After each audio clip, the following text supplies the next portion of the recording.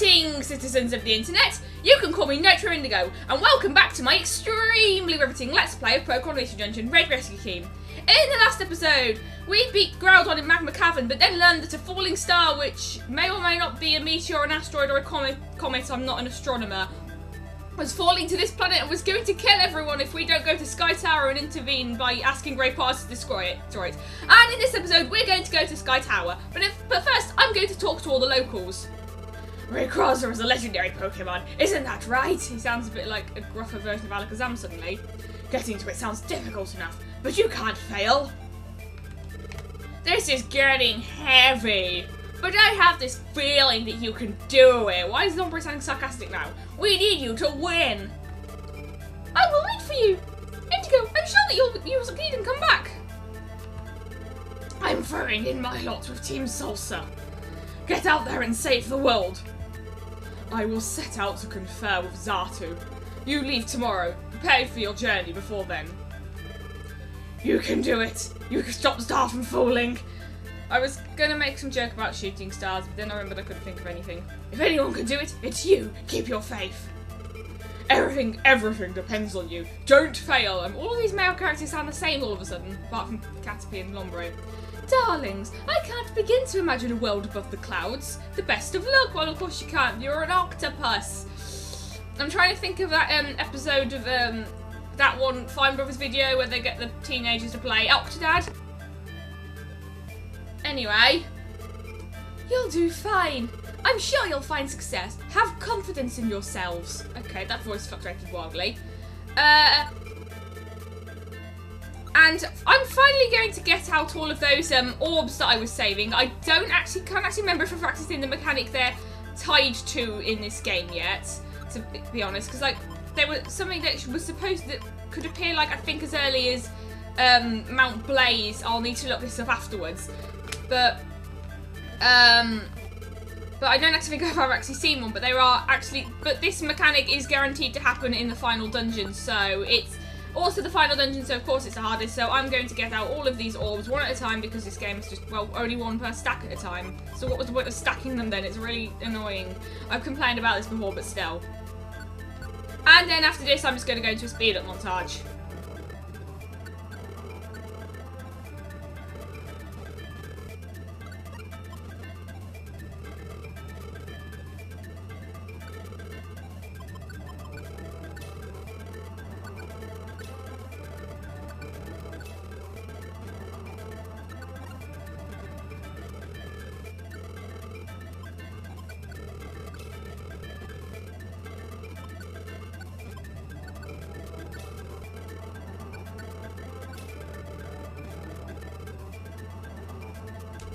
Indigo, you're our own one hope. Welcome, this is Felicity Bank. I also forgot to read out the Kecleon's unique dialogue again. And I didn't realise it until literally after I just advanced Purple Kecleon's text box. Oh well. I don't know what sort of Pokemon Rayquaza is, but with you, I know it can become a friend. Friends are my treasures. Welcome to Wigglytuff Club, a circle of friends. Well, I hate to break it to you, but we can't make Rayquaza a friend until a bit later.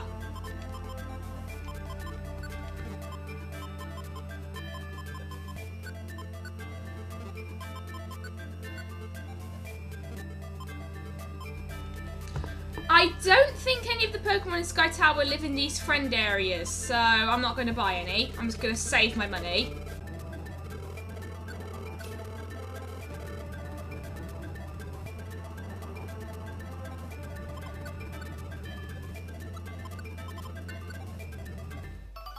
And Dismukes learns status checker, which basically means it will stop spamming status moves when the Pokemon already knows that status move, and also means if it knew a HP recovery move, it wouldn't spam that either. I might have told horror stories about that before. Basically, once an Explorer's I think it was like Explorers, I can't remember if it's Time or Sky, but that's not really relevant. I recruited a Beautifly and it kept using Moonlight to heal the entire team constantly, and it really slowed me down. And there was another time I had a Skiploon Escort that kept using Synthesis, and that also slowed me down, and then the Escort died and I deleted the mission. Because if you fail a mission, you have the chance to do it again, I think. Unless you do it fail a mission in the same time you've done, in the same dungeon that you've done other missions. Anyway, let's talk to Perel now. Indigo! Are you all ready for the sky? All set? Yup, looks like we're ready to go. We leave tomorrow, so let's get plenty of rest for tomorrow. You just said tomorrow. This dialogue's a bit badly written. Repeating words just doesn't sound good. Tomorrow for the third time. Let's give it everything we can, Indigo. Is the dialogue this repetitive in Japanese? Because the translation of these games aren't really well documented, but anyway, cutscene.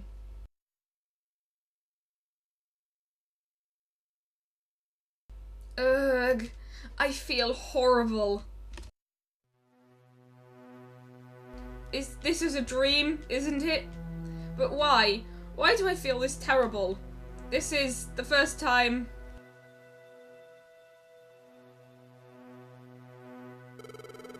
How do you like Dream Eater? Horrible, isn't it? Kicka!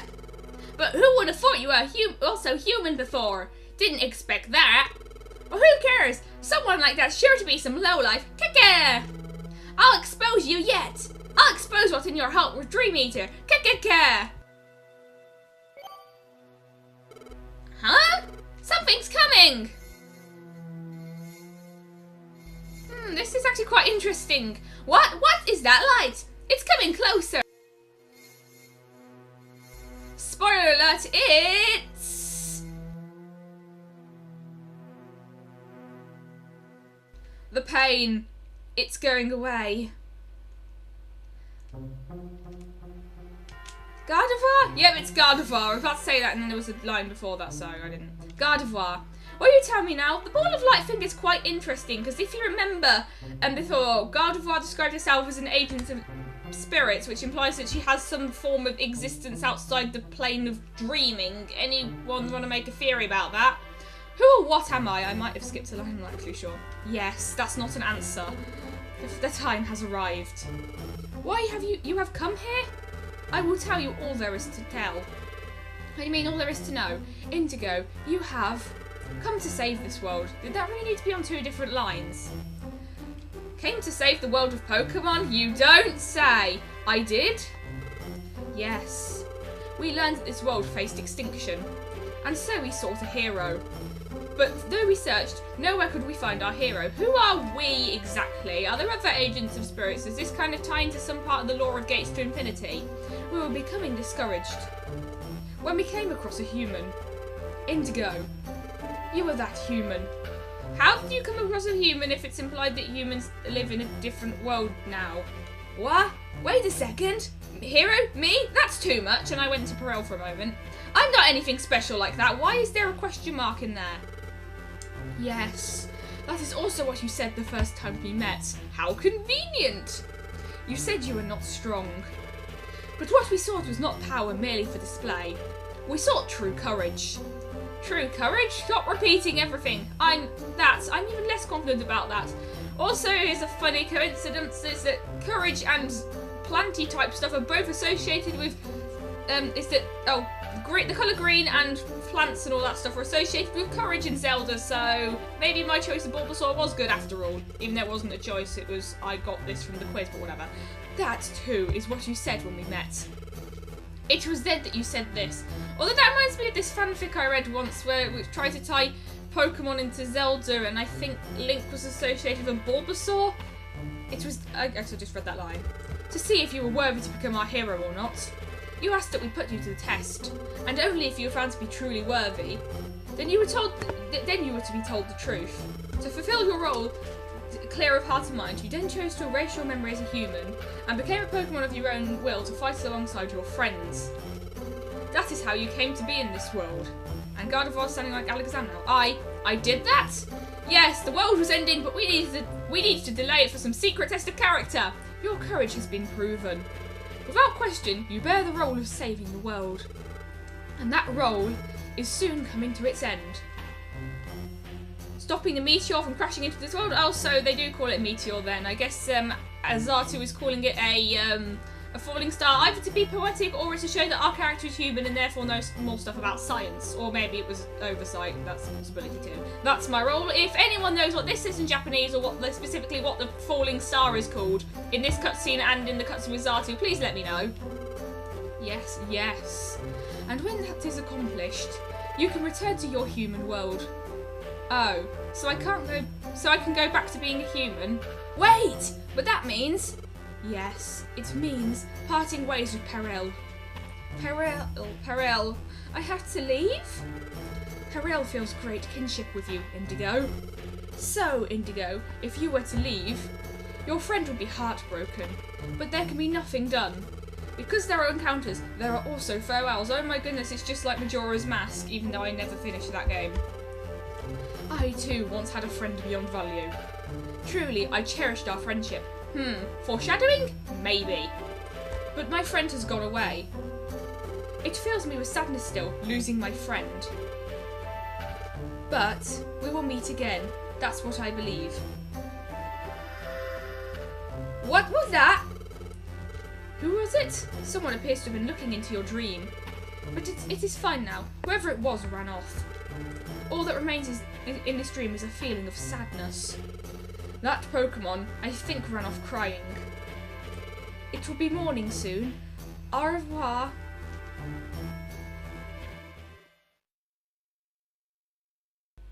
The next morning...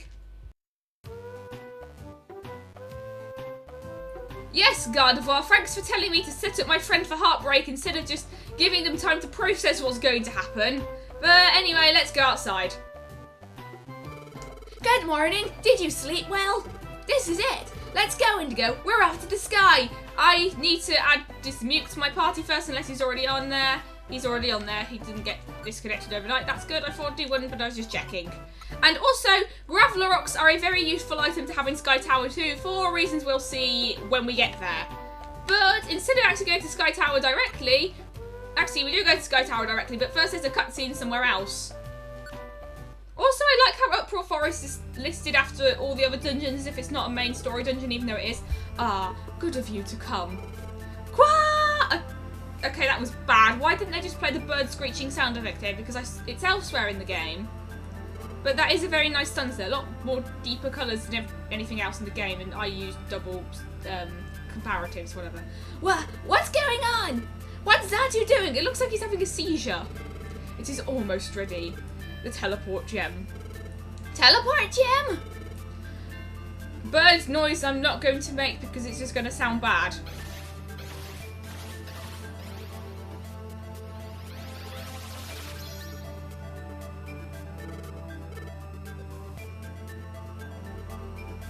It's also absolutely tiny. This is the teleport gem. I can literally count the pixels on that. This will deliver you to the world of the sky. Now, Indigo, accept! Indigo's team received the teleport gem. I didn't even realise that sound effect was in this game. I always associate it with Explorers more because it's played whenever your bag gets upgraded and stuff like that. That was made using the powers of psychics. By me, Alakazam and... Oh? A ghost-type Pokémon. We received help from it. Don't be silly, Zatu. There's not a ghost psychic type yet. Yes, I know what he was referring to. It was a joke. Gone away, it seems. Who could it be? Ha ha ha! It must be Bashful. Let it be. Why are you calling character who... Why are you calling this character an it? You know this character's gender. Now, I must ask you this one last time. This journey will be fraught with considerable danger. Will we still go? Of course we will! We have to get Rayquaza to destroy that falling star, right? If that will bring peace, I'll gladly give my life for it. That's my wish.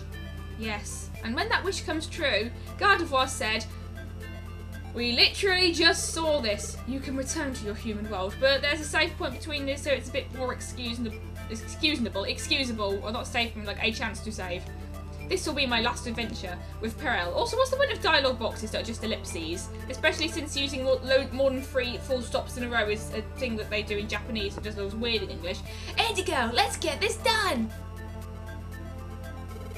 We're counting on you. Perel, Indigo. And also this mute, but no one really cares about him, I guess. And now, I am going to remain silent to let you savour this music after this cutscene. Ow, ow, ow! Where are we? Wow, Indigo, this is cool! We're on clouds! And we're not falling through because Pegasus magic, I guess. I walking animation. It's not seen anywhere else in the game. Oh, wow! Indigo, look up there!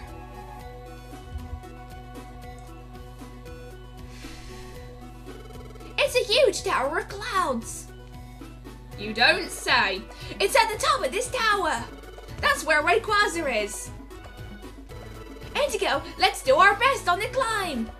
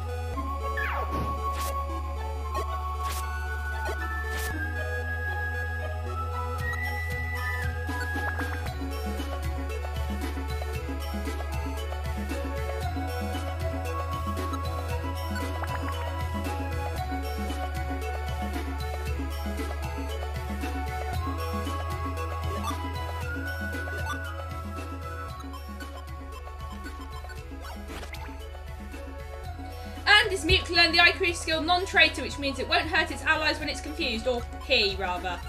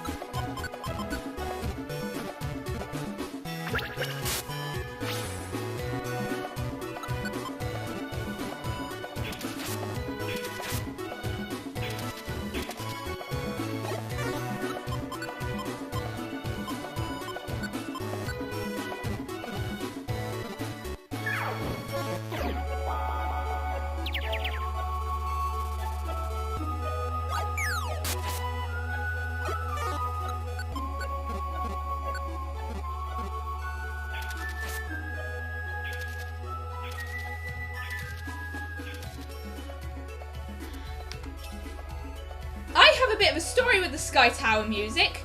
The second time I played this game, I had completely forgotten about it because in the post-game, which I've mentioned several times, it's actually really hard to return to Sky Tower, and I learned Type Advantage Master, which basically makes the Pokemon target Pokemon with a type disadvantage, but it doesn't really apply to the leader. But anyway, the second time I played this game, I completely forgot this music. So when I actually got to Sky Tower then, and I was a Charmander with a Chikorita partner, by the way, this music absolutely blew my mind because, like, I've never heard music in a video game this complex before. And obviously since then I've heard video game music that's like way better instrumentation and all that, but this still holds a special place in my heart. And speaking of previous playthroughs of this game, this meat grew to level 19, and why does this meat keep gaining special attack but not much attack? Is he getting special attack from the gummy I gave him in the friend area earlier?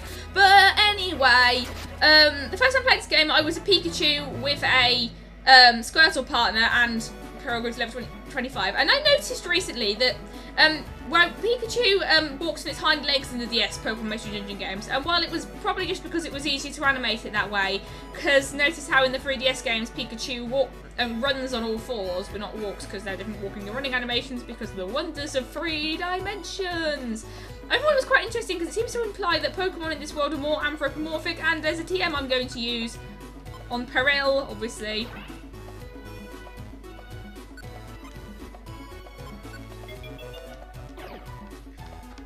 Although honestly, maybe replacing Ember with Flamethrower wasn't the best idea because, like, I don't really like using long range moves unless I'm actually at long range, although multiple Pokemon are rare in the case of multi-hit moves. But it is still a good move to have. It is still like, but there wasn't really a bunch to replace on there. But also the whole Pokemon being more anthropomorphic thing reminds me of like this pitch I read for Grovyle from Pokemon Mystery Dungeon Explorers, without spoiling too much, should be a playable character in Smash Bros. And the pitch specifically stated that Grovyle's movement should be more like a human's or something, which I thought was also interesting.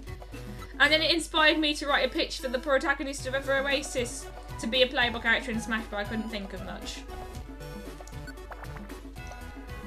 Please play Ever Oasis. And the weather conditions actually make sense here, like it was raining on an earlier floor, the one with the dust skulls. And the reason why I brought Gravelox is because Ghost-type Pokemon can walk on walls in this game, but I haven't actually seen it yet. And there's also the mechanic I was saving the orbs for hasn't happened yet. A Link Fox lets you link moves in the middle of a dungeon. I think they started appearing in Frosty Forest. So, this explanation's a bit redundant, but I do have too many stamina bands, and I have it since I actually got here. Thief's not a very good move because it steals Pokemon's held item, but barely any Pokemon have held items in this game, and there's a coughing here. For a moment I thought the coughing used Flamethrower, and I was a bit confused because it only learns that through TM. And here's a Ladian. I have a bit of a horror story of a Ladian. Once in Explorers of Time, I was doing an escort mission in a dungeon with lots of Ledians in it, and then like a Ladian used Silverwind and killed my escort from like on the other side of the room. And it made me really mad.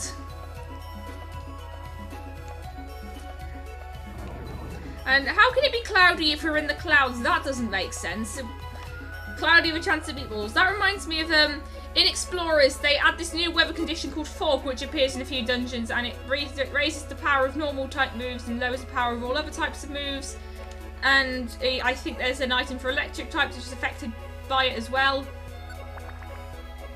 A bit like there are lots of weird weather conditions in Explorers that never appear in any other game, and this has been surprisingly easy.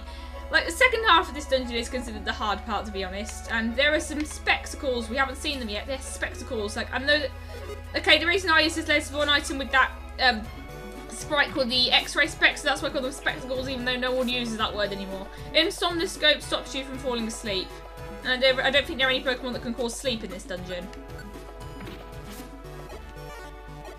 And also the choice of Pokemon in this dungeon is a bit weird, because like there's Fortress in here, even though Fortress can't fly.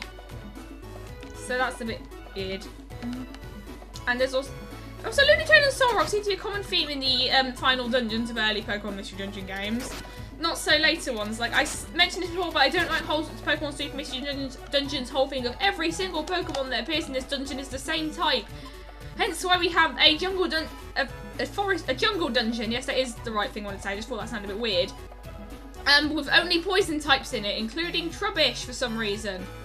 And here's an Altaria. You don't say. I like Altaria. It actually fits in with it really well, but I don't have a long range move, and it resists because actually I can just use my max elixir, and it resists flamethrower. So once someone on Pokemon Showdown, like I was trying to make a game, a team themed around 3DS characters from 3DS games, and it didn't really go very far because I couldn't think of a 16 member. But one person who gave me advice and suggested that I used an Altaria for Corrin the protagonist of Fire Emblem Fates, because Corrin is a dragon, a water dragon that I was playing this and never used. So neither two of the water dragon types are never used, if you don't know. And they suggested I use this physical Altaria with like Dragon Dance, Roost, Earth. Well, actually, the moves that I came up with is like, they suggested I use Dragon Dance, and so I gave it like Dragon Dance, Roost, Earthquake, and Dragon Claw because I don't like using Outrage because it locks into it, and now that Fairy types are a thing. And I thought that was quite an interesting moveset, but I kind of got a bit faffed around because I had like 2 flying types on my team, but I couldn't fit default onto either of them. The other one was a Vespiquen who represents Queen Sectonia from Kirby Triple Deluxe. And this dungeon is really long, by the way. Final dungeons of future Pokemon Mystery Dungeon games aren't this long, not that long. Like, the final dungeon of Explorers, for example, is really short in comparison to this. It's only 24 floors long, counting the final boss floor, but not the midsection. Because, well, obviously it's related to time, and without spoiling too much, and there are 24 hours in a day. I read this on Bulbapedia years ago. Hooray for interesting trivia I've known for ages. And also I was like thinking earlier about how I find it a bit annoying that there's like in trivia videos about certain subjects the same facts just get regurgitated constantly, and then I remembered that I grew to level 26 and I knew it was me because the camera didn't move. Is that then I just like remembered that all of this, the facts that I might have heard before are going to be new to someone, so I shouldn't really get frustrated about it. But what I get annoyed more about is people spreading factually information like Arcanine was originally going to be a legendary. What they called again, the National Dex debug that ages ago, and then they just fell off the face of the earth and became a podcast, whatever. And then debunked that ages ago.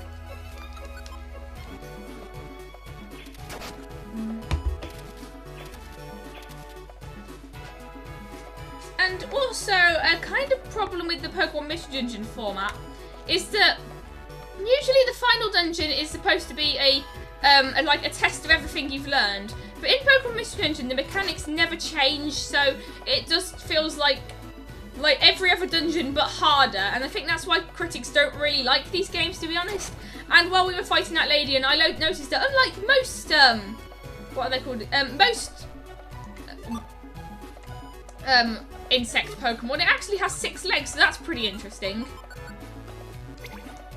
And Sky Gummies, I thought these were blue gummies at first because they're coloured exactly the same as blue gummies in Explorers. Well, not exactly the same, but similar. Weak type picker is another type advantage related targeting skill that doesn't apply to the leader. I think I've actually gone over these before with Peril. What am I talking about? And I can't believe I keep getting warped into, like, entering it in the stair room so often.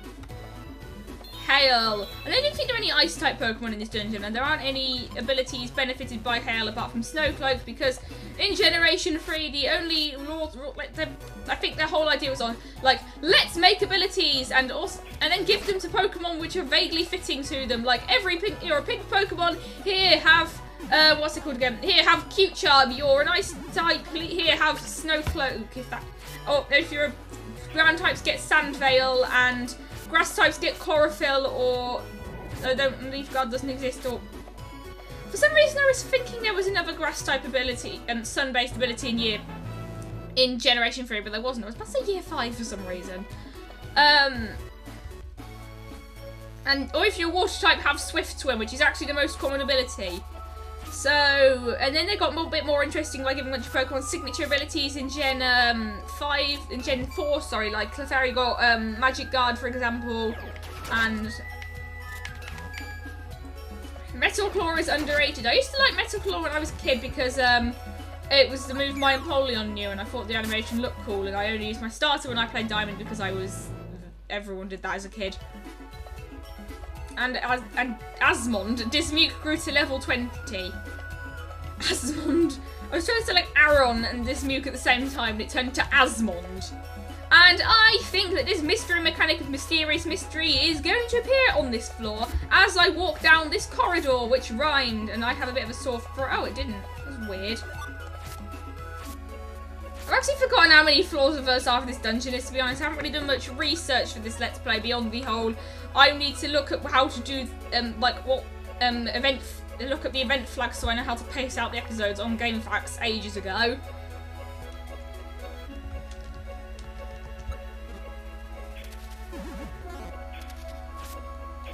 And by the way, that animation there was because Dusclops has an ability called Pressure, which makes you use 2 PP per move instead of 1. And I forgot that Perel was holding an orange berry. That's convenient. I might have gone over this before because it's the ability Absol has as well, because they're kind of a bit boring with Pressure as well. Oh, here's an intimidating looking Pokemon. Here, have Pressure. Like, I can understand why they gave it to Legendaries, because they wanted to make the boss fights a bit hard, but it just makes it a bit boring. And then they all got hidden abilities, and then for some reason they changed the Legendary Dog's hidden abilities between Gen 5 and 6 and never made them available in Gen 5 because of reasons. Oh, Special Band's actually quite an interesting move. Special Band might be useful for Perel, so I'm going to give it to her. Even though she only knows 1 special move. Oops. Oh well. And I thought firstly for some reason you could give Pokemon items while they're on the ground, but you can't. I can't believe I haven't seen this mysterious mechanic of mysterious mystery yet.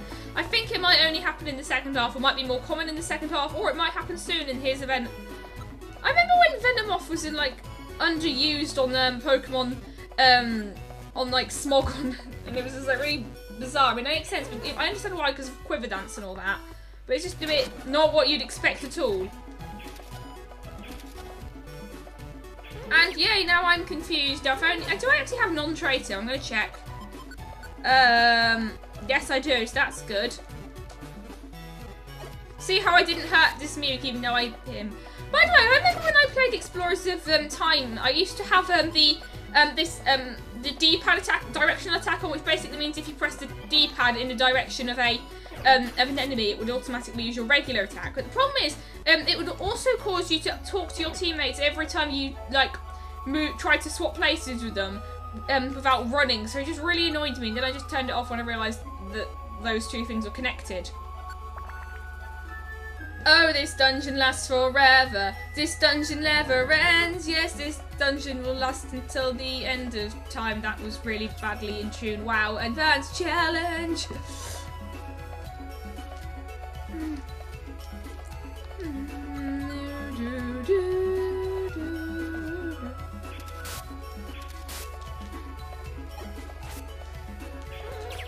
Also, one thing that's great about Graveler is that they don't actually, is that they're not affected by confusion. They home in on the enemy pretty much. Shame they're so underpowered, but I suppose it's a worthy trade-off. That's not what worthy. It's a fair trade-off. Yes, you are worthy to be thrown at enemies. And then they have it's really annoying when Graveler miss as well, because I remember in one dungeon I threw several Graveler. I think it was a Hera Crossing Great Canyon that time I died there. And it just missed them twice in a row or something ridiculous. And I'm not sure what Tropius is doing here either, because Tropius lives in the rainforest. But also, speaking of the rainforest, in the same place that you can find Tropius in Pokemon Ruby and Sapphire, you can also find Absol, even though Absol's lore states that it lives in the mountains, and also it's associated in games it frequently appears in places where there's going to be a disaster. But I don't think any disaster ever happens on the rainforest route in Hoenn, so I don't get it. And I also didn't realise that Aerodactyl could learn what's it called again? Supersonic. But also I remember this time in a Let's Play of, I was watching a live stream of Explorers of Sky, and I mentioned that I regretted not naming an Aerodactyl I had in Explorers of Time Kira, so someone named the Aerodactyl Kira because I was just getting into Power Rangers, and I just mentioned getting back into my Power Rangers nostalgia trip mode, and I just kind of mentioned that, and then I kind of started talking about, and then I just kind of felt embarrassed by talking about it a lot, so that was a thing that happened.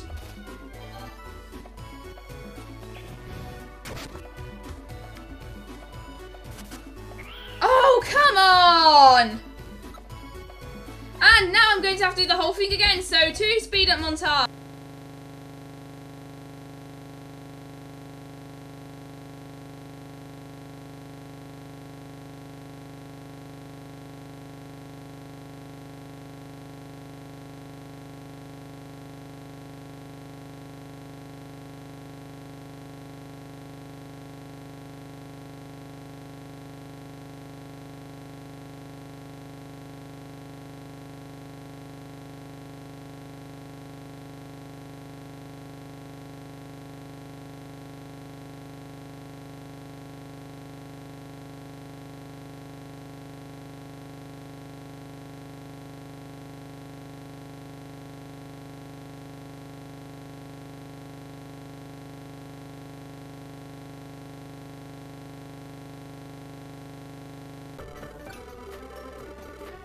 And the American might are here, so I might as well talk to them. The time is now. Save the world. Buzz, buzz, buzz. It's not over yet. Buzz, buzz, buzz.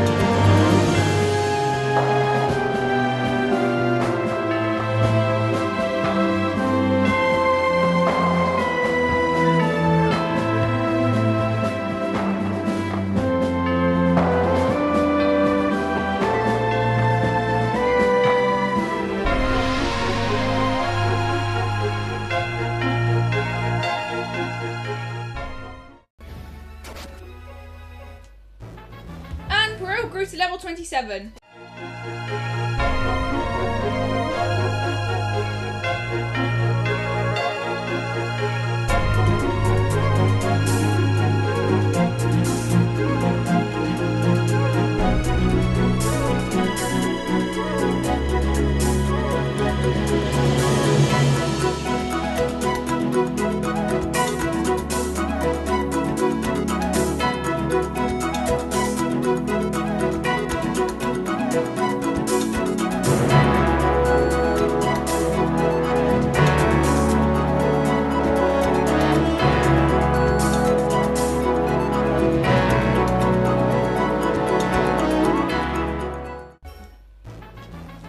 And Indigo grew to level 27. Seems like now the partner's levelling up faster. Strange.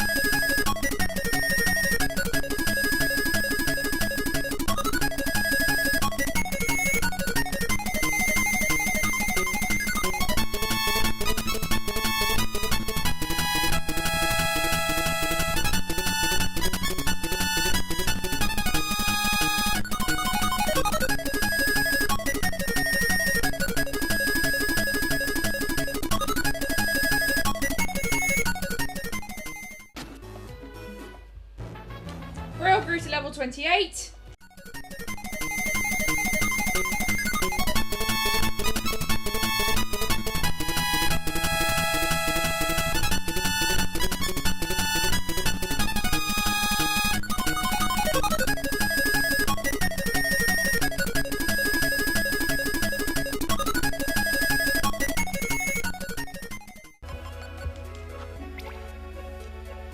And I got the IQ Squirrel Trap Avoider, which is exactly what it sounds like, and another one of those routing skills that doesn't apply to the leader.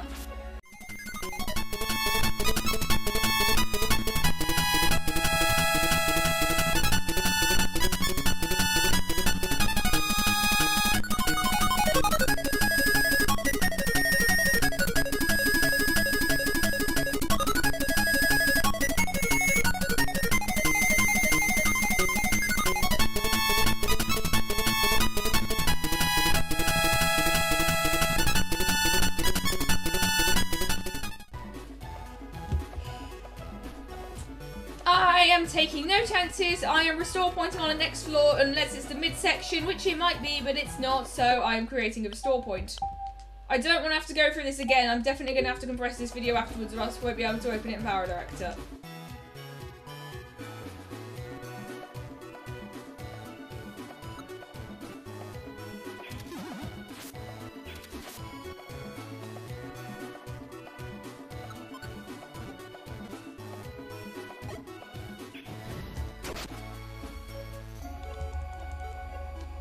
And also earlier, you may have noticed that Dismuke was killed by Shuppet's Nightshade. The reason for that, why I set them go after foes on Dismuke, is because honestly, like, I just sounds a bit horrible, but he's kind of expendable. Like, it's great to have the extra Pokemon power, I guess. But if me or Pearl dies, then we have to go back to square one. So I wasn't too concerned about him just like getting fainted by an enemy, to be honest. Obviously, he doesn't really die because it's his Pokemon, but still. This is exactly what they say makes a bad leader, but whatever.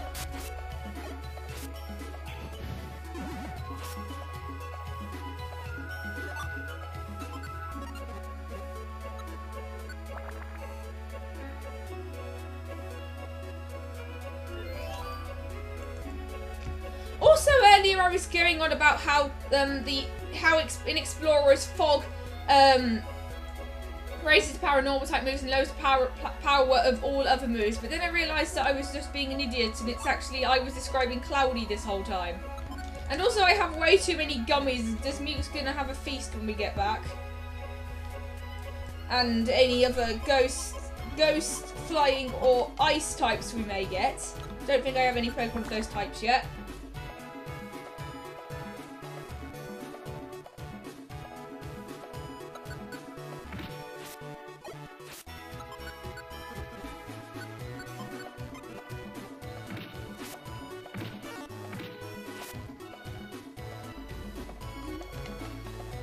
Also, I sound really hoarse, and I think it's because the Pearl voice hurts my throat. And I think we're at the end here. Yes, we are. Now, I was already planning on splitting this dungeon into 2 episodes, and this recording has gone on for almost an hour, so next time on my extremely riveting Let's Play of Pokémon Mystery Dungeon Red Rescue Team, we shall be going into Sky Tower Summit. Until then, stay interesting!